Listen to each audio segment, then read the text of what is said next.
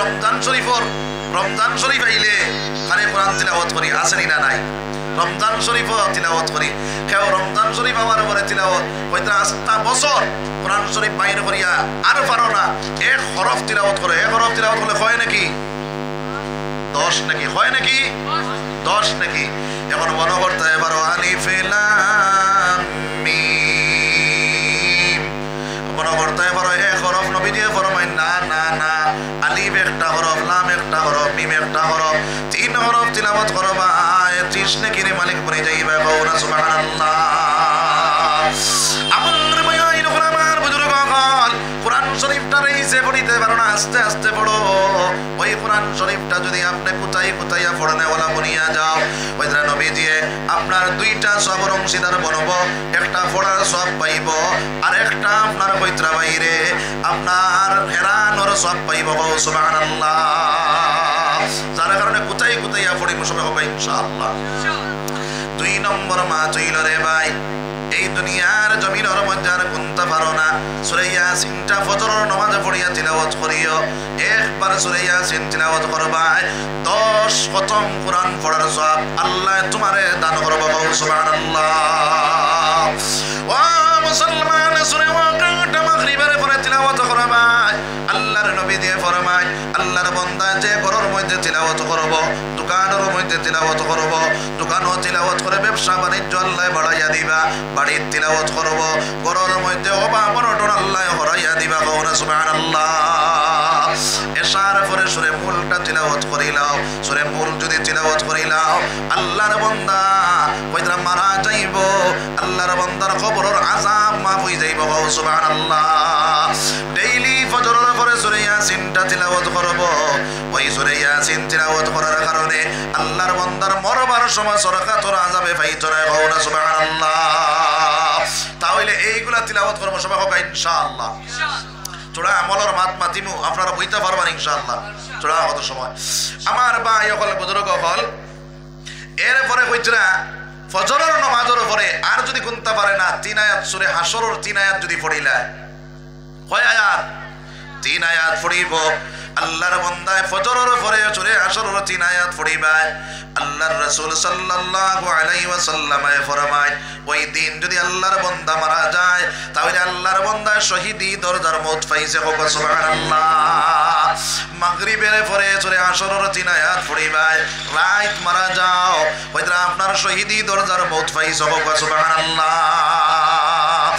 ও মুসলমান, যদি কোনো মানুষে 5 ওয়াক্তের নামাজ পড়ার পরে আর কোনটা পারে না, আয়াতুল কুরসি যদি আল্লাহর বান্দায় পড়িলায়, কইরা 5 ওয়াক্তের নামাজের বাদে বাদে আপনার আয়াতুল কুরসিটা তিলাওয়াত করে, আয়াতুল কুরসি যে মানুষে তিলাওয়াত করব, নবী দিয়ে ফরমায় বান্দার মধ্যে আর জান্নাতের মধ্যে পার্থক্য থাকে, শুধুমাত্র ডাল হিসাবে থাকে তার মউত হইব, আল্লাহর বান্দার লগে লগে জান্নাত ঢুকে যাইব।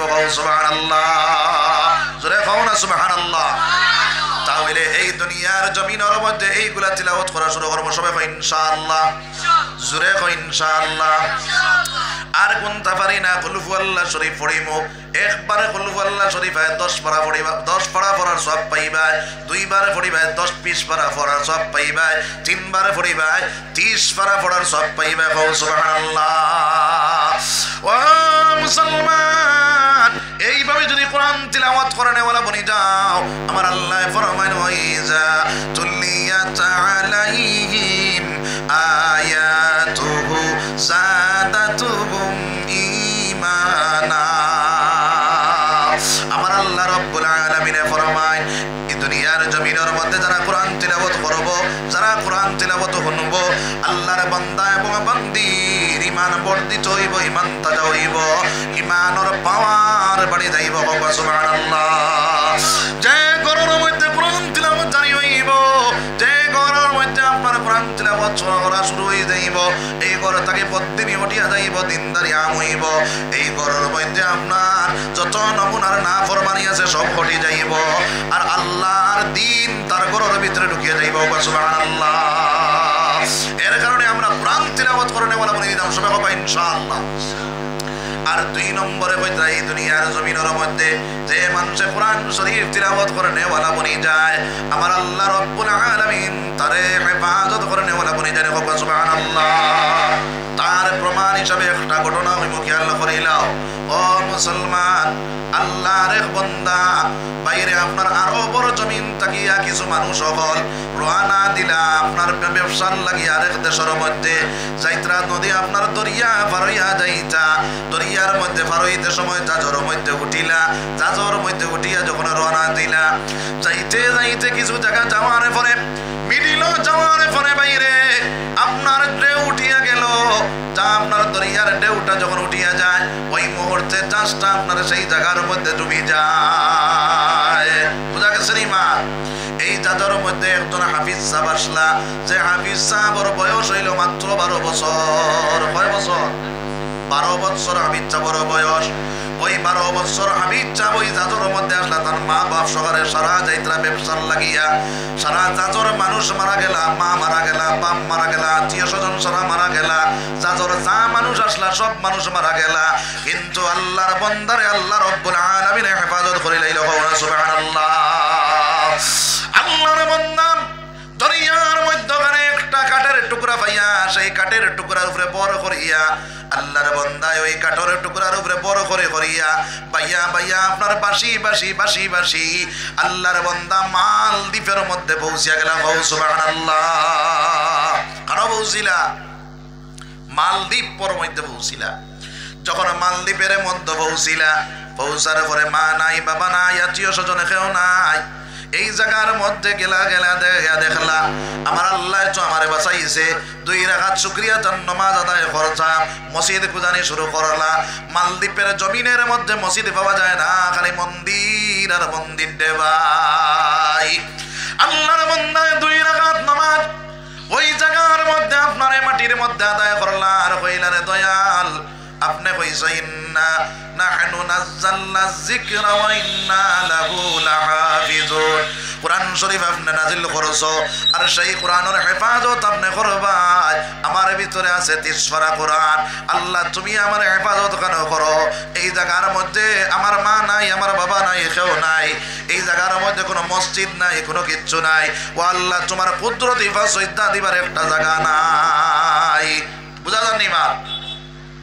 তো আমার ভাই হল বুজুর্গ হল, তখন আল্লাহর বান্দা আল্লাহর কাছে এই দোয়া করলা। আল্লাহ রব্বুল আলামিন তার হেফাজতর মালিক বনে গেল। সুবহানাল্লাহ। আল্লাহর বান্দা ওই সময় কেন আপনার আটিতরা একজন ব্রাহ্মণ মানুষ হাতর মধ্যে ফলিতা জ্বালাইয়া আর ঘন্টি বাড়িয়াই বাড়িয়া সন্ধ্যার সময় আপনার মন্দিরের মধ্যে রওনা দিলা। তারা যাই না নি? মন্দিরের মধ্যে যখন রওনা দিলাম এত সুন্দর ছেলে দেখিয়া ডাক দিয়া রে বাবা, ও বাবা আমার ভাইয়াই নখন আমার বুজুর্গ হল। এই ঘটনা ইবনে বতুতা রাহমাতুল্লাহি তাআলা আলাইহি আল্লাহর বান্দা তান কিতাবের মধ্যে আনছেন। আল্লামা বতুতা রাহমাতুল্লাহি তাআলা দেশ ভ্রমণ করতা। ওই আল্লাহর বান্দা দেশ ভ্রমণ করিয়া যে ঘটনাটা পাইটা ওই ঘটনাটা তান কিতাবের মধ্যে লিপিবদ্ধ করতা। সুবহানাল্লাহ। ওই আল্লামা বতুতা রাহমাতুল্লাহি তাআলা আলাইহি এই ঘটনা তান কিতাবের মধ্যে বিস্তারিতভাবে আনছেন রে ভাই।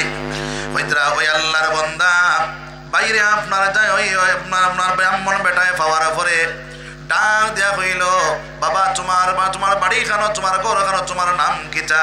তোমার এত দেখা যায় বিদেশি মানুষ, এই দেশের মানুষ তো তোমার এত দেখা যায় না। আল্লাহর বান্দা ডাক দিয়া কইলা, বাইরে আমার নাম হইল হাফিজ আবুল বারাকাত ইউসুফ বরবরি রাহমাতুল্লাহি তাআলা আলাইহি। আমার নাম হইল হাফিজ আবুল বারাকাত ইউসুফ বরবরি। বলে বাবা তোমার বাড়ি খানো? বলে বাড়ি হইল আরব। বলে আরব দেশ থেকে তুমি নকিলা? বলে ব্যবসার লাগি আমি আরব থেকে রওনা দিলাম আমার মা বাবার লাগো হইয়া। রাস্তা আপনার দরিয়ার মধ্যে জাজর মধ্যে উঠিয়া রওনা দিলাম, জাজটা ডুবিয়া সারা মারা গেছে।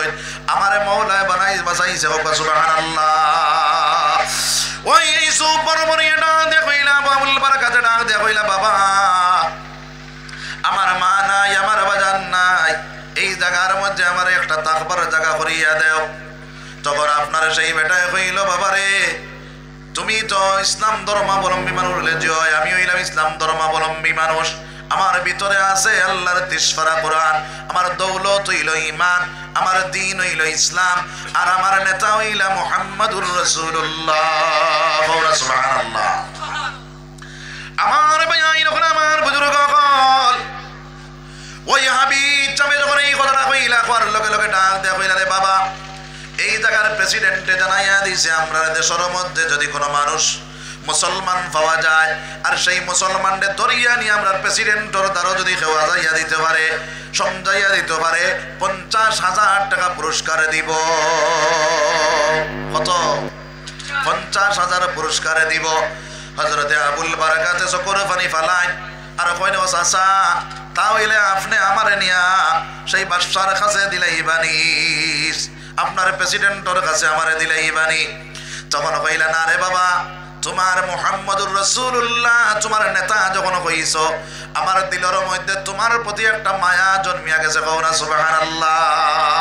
বাবারে আমি তোমার এইতাম নাই, তবে শর্ত হইল এই মালদ্বীপের জমিনের মধ্যে তুমি থাকবা, কোন মানুষের মুসলমান হিসাবে পরিচয় দিতে পারে না। বলে ঠিক আছে চাচা।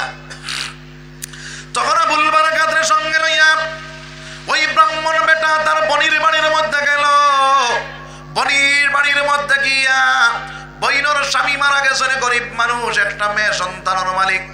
আল্লাহর বান্দা ডাক দিয়া কইলা রে বই, তোমারে আর ভগবানে তোমারে তো কোনো ছেলে সন্তান দিছই না, এখন সব সুন্দর একটা ছেলে সন্তান লইয়া আইলাম, ওই ছেলে সন্তানটা তুমি রাখিলাও। আল্লাহর বান্দা ডাক দিয়া কইলা ও ভাই, আমি তো গরিব মানুষ, আমরা মা ফুড়িয়ে বাড়মানসর বাড়ি খাম করিয়া নিয়ে আমার ফুড়িরে আমি খাবাইয়া আর আমিও চলিয়া, আমি সেই ছেলেটারে কিভাবে খাবাই মরে বাবাই।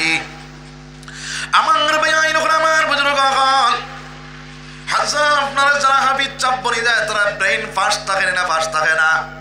ফাস্ট থাকে। যারা হাবিব চাপ বনে তারা ব্রেইন ফাস্ট হয়ে যায়, যার কারণে হাবিব চাপ বনিয়া যদি ইঞ্জিনিয়ার বনে, হাবিব চাপ বনিয়া ডাক্তার বনে, হাবিব চাপ বনিয়া যদি আপনার প্রফেসর বনে, জানিয়া রাখিও মুসলমান এগো 1 নম্বর প্রফেসর হইব, 1 নম্বর ইঞ্জিনিয়ার হইব, 1 নম্বর ডাক্তার বনব। সুবহানাল্লাহ। জোরে কও না সুবহানাল্লাহ। আমার ভাই আমার বুজুর্গ হল হযরত আবুল বারাকাতের ব্রেইন ফাস্ট, কোরআনে হাফিজ। আল্লাহর বান্দা ডাক দিয়া কইলা মাগো আপনার কাম করে খাবার লাগতো না, আমারে তোরা রইবার জায়গা দেও, আমি খাম কাজ করিয়া আমার জীবন যাপন চালাইমু। কও না সুবহানাল্লাহ। আল্লাহর বান্দা কইলা ঠিক আছে রে বাবা, তোমারে আমি রইবার জায়গা দিয়া দিলাম, একটা ঘর দেখাইয়া দিলা, সেই ঘরের ভিতরে রাখনেওয়ালা বনিয়া গেলা। 1 মাস 2 মাস 3 মাস 4 মাস 5 মাস 6 মাস যেই দিন হইল, আল্লাহর বান্দা দিনের বেলা আপনার কামর মধ্যে যায়, বিকাল বেলা আপনার জঙ্গলের ভিতরে আল্লাহর ইবাদত বন্দেগী করিয়া লাকড়িয়া নিয়া বেচা কিনা করিয়া খানি বনি চালায়। 6 মাস যেই দিন হইছে রে ভাই, এইভাবে কামর মধ্যে গেছেন সারাদিনে কাম করিয়া, বিকাল বেলা যখন বাড়ির মধ্যে আইলা, বুড়া লাগেনি আপনারা? জি, আমি বেশ লম্বা করতাম না ইনশাআল্লাহ। আমার ভাই যখন আমার বুজুর্গ হল ওই আল্লাহর বান্দা কি করলাম, বাইরে জঙ্গল থেকে বিকাল বেলা যখন বাড়ির মধ্যে আইলা, আইয়া দেখলাম মুরব্বী বেটিয়ে যারে যারে কান্দিতেরা, বইনেও আপনারা কান্দে। ডাক দেয়া হইলা মাগো কোন কারণে তো কান্দ গো মা। ওই সময় মুরব্বী বেটিটা কি হইলা রে বাবা, তুমি যে এখন তো এই মালদ্বীপের জমিনের মধ্যে আইছ, ওই মালদ্বীপের মধ্যে ঢুকার পরে বড় একটা মন্দির তুমি দেখতে পাইছিলাইনি? বলে জি হয়। বলে ওই মন্দিরের ভিতরে আমরা দেশত থাকি একটা মেয়ে সন্তান নিয়া প্রত্যেক বছর মন্দিরের ভিতরে রাখা হয়, আপনার একটা দানবরে বুক করার লাগিয়া দেওয়া হয়। ওই দানবটায় ওই মেয়েটারে বুক করে, আর বুক করিয়া ওই মেয়েটারে আপনার মারি ফেলাইয়া যায়, আবার ফিরিয়া ওই মন্দির থেকে লাশটা বাইরে করিয়া নিয়া ওই মেয়েটারে আমরা শ্মশান আলম আপনার জ্বালাই। বুঝা গেছে নি মা? তখন আপনার আবুল বারাকাতে ডাক দিয়া কইলা মাগো এই কথার লগে কান্দার কারণটা কিতা আপনি জলদি করি হকোয়া। মুরব্বী বেটিটা কিয়া কইল রে বাবা, আমার একটা মেয়ে, এই মেয়েটার নাম কালকে উঠে গেছে, এখন আইজ আপনার সেই খাইল দিনও আপনার সেই বাদশার কাছ থেকে পুলিশ আইবা, আইয়া আমার মেয়েটারে সেই মন্দিরের মধ্যে নিয়ে থইবা, আর সেই মন্দির তোয়ার পরে সেই আমার দানবটা আইয়া আমার মেয়েটারে আপনার যা করবার করব করিয়া আপনার মারি ফেলাই দিব। বাবারে আমি দুনিয়ার থাকা অবস্থায় আমার মেয়েটারে কিভাবে আপনার মৌতর গাটোয়া যাইয়া দিতাম, ও কারণে খান দিয়া আবুল বারাকাতে কইলাম আগো চিন্তার কোনো প্রয়োজন নাই। কইলা কি তার লাগে রে বাবা? বলে মা গো চিন্তার কোনো প্রয়োজন নাই, আমার হইল 12 বছর, আমার এখনো দাড়ি গজাইছে না, এখনো মুছ ফুটিছে না, এখনো আমার বেটা কেউ চিন পাইছ নাই। একটা কাম করো, আমার বন্যে লুকাইয়া তো আর আমারে নববধূর সাজ লাগাইয়া তার গাড়ির মধ্যে আমারে তুলিয়া দিলা। মুরব্বী বেটে না দিয়ে কইলাম ও বাবা ওই জায়গার মধ্যে যাইতে সময় 3টা জায়গা তোমার চেকিং করা হইব, 3টা জায়গার মধ্যে চেকিং করিয়া যদি তোমারে পাইলায় তাহলে তুমিও মারা যাইবা, আমিও মারা যাইমু, আমার মেয়েটাও মারা যাইব রে বাবা।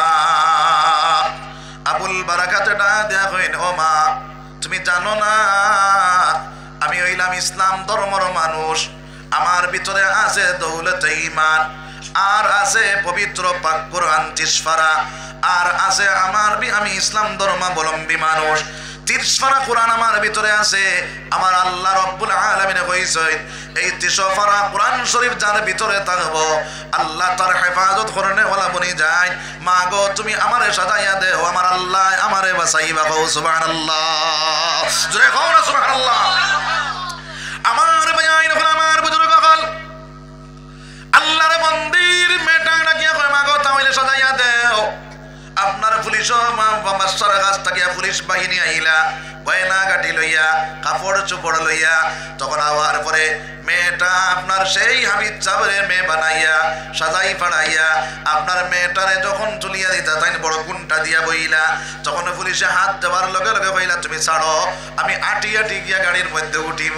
আটি আটি গিয়া গাড়ির মধ্যে উঠা যখন শুরু করলা ও সময় এখানো আরেকটা পুলিশে ডাকিয়া কয় বাইরে এত ভালো মেয়েটা, এত সরবিন্দা মেয়েটা, এই মেয়েটা ভগবানের কাছে যাইবার লাগে বড় আগ্রহী, যার কারণে এগুলো চেকিং করার কোনো দরকার নাই। সুবহানাল্লাহ। বিনা চেকিং এ বাইরে গাড়ির মধ্যে তুলিয়া যখন রওনা দিলাম, রাস্তার মধ্যে গেইটের মধ্যে যখন সিগন্যাল মারা হইল ওই সময় এখানে আমার আবুল বারাকাতে কইল আল্লাহ তুমি নে কইছো তোমার কোরআন তুমি নাজিল করছো, কোরআনের হেফাজত তুমি করবা, আল্লাহ তুমি আমার হেফাজত খান করো রে দয়াল।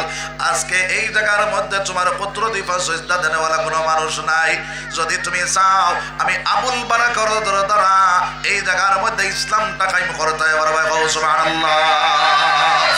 আমার ভাই আমার বুজুর্গ হল ওই সময় এখানে আল্লাহর বান্দা যখন আল্লাহর কাছে দোয়া করলা গেইটের মধ্যে যখন আটটাইলো আর একটা পুলিশে ডাকিয়া হয় বাইরে এগুলো এই বেটিরে চেকিং করার দরকার নাই, এগো বড় ভদ্র মহিলা, এগুলো চেকিং করার কোনো দরকার নাই, এগো আগ্রহী আছে ভগবানের কাছে যাইবার লাগিয়া বিনা চেকিং এ ছাড়ি দেও। সুবহানাল্লাহ। বাইরে আপনার এই গাড়ির মধ্যে তুলিয়া বাদশার বাড়ির মধ্যে হাজির করা হইল। বাদশার বাড়ির মধ্যে হাজির করার পরে যে মেয়েটার মন্দিরের মধ্যে রাখা হয় ওই মেয়েটার একটা অন্তর মহলের ভিতরে ঢুকাইয়া আপনার বস্ত্র করিয়া সমস্ত অঙ্গ দেখা হয়, কোনো অঙ্গ হানি আসেনি, কোনো বেজুইত আসেনি, কোনো অসুবিধা আসেনি। তখন আপনার বাদশার বাড়ির মধ্যে নিয়ে হাজির করা হইল। হাজির করার পরে আবুল বারাকাত কোনটা দিয়া বাত আসয় ও সময় এখানে বাদশার 2 নম্বর যে বিবি সেই বিবি এটা কি কয় বাদশা জাহাপনা আজকে আপনি আমার একটা কথা রাখা লাগবো। বাদশা কইলা কি কথা জলদি করে খাও। তখন আপনার সেই বেটি এটা কি কয় রে বাদশা জাহাপনা ও বা আপনার এই যে বেটি দেখা যায়, যে মেয়েটা দেখা যায় এই মেয়েটা বড় সদবিন্দা, এই মেয়েটা বড় আপনার শর্মিন্দা হিসাবে বড় ভদ্র মহিলা, এই ভদ্র মেয়েটারে আমার মনে লয় অন্দর মহলের ভিতরে হারাইয়া এগুলো যে আপনার চেকিং করা হইতো, এগুলো বড় শর্মিন্দা বেটিকে বড় বড় শ্রম পাইব, এগুলো তো আগ্রহী আছে ভগবানের কাছে যাইবার লাগিয়া, তাহলে এইগুলো আপনার সেই দিকে দিলাও, বিনা চেকিংয়ে মন্দিরে পাঠাইয়া দিলাও। বাদশাহ কইল ঠিক আছে, তাহলে বিনা চেকিংয়ে তারে মন্দিরে ঢুকাইয়া দাও। হল সুবহানাল্লাহ। আমার ভাইয়া এরকম আমার বুজুর্গ হল বিনা চেকিংয়ে মন্দিরের ভিতরে ঢুকাইয়া দেওয়া হইল, তালা মারিয়া মন্দিরের ভিতরে রাখিয়া যখন তারা ঘুরিয়া আইলা, আল্লাহর বন্দায় যাইতে সময় আপনার বগল করিয়া এখান মুসল্লা নিলা,